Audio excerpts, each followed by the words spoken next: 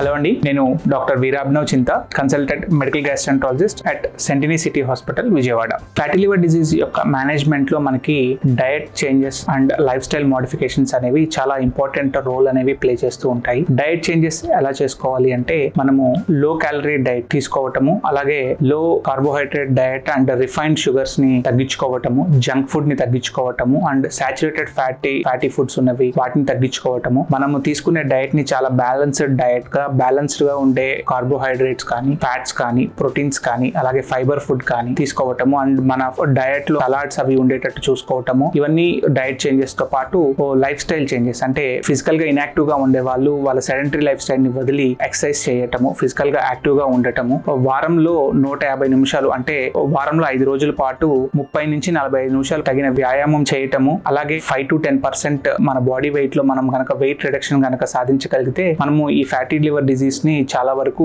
తగ్గించుకోవచ్చు. అండ్ ఈ fatty liver disease వల్ల కనుక ఫర్దర్ గా లివర్ కి డ్యామేజ్ అయ్యి లివర్ లో ప్రాబ్లం కనుక వస్తే వెంటనే డాక్టర్ గారిని కలిసి ఈ ఫ్యాటీ లివర్ డిజీజ్ కి యూస్ చేయాల్సిన మెడిసిన్స్ అనేవి యూస్ చేసుకుంటే మనము ఈ ఫ్యాటీ లివర్ డిజీజ్ ని ఈజీగా అధిగమించవచ్చు. థ్యాంక్ యూ అండి.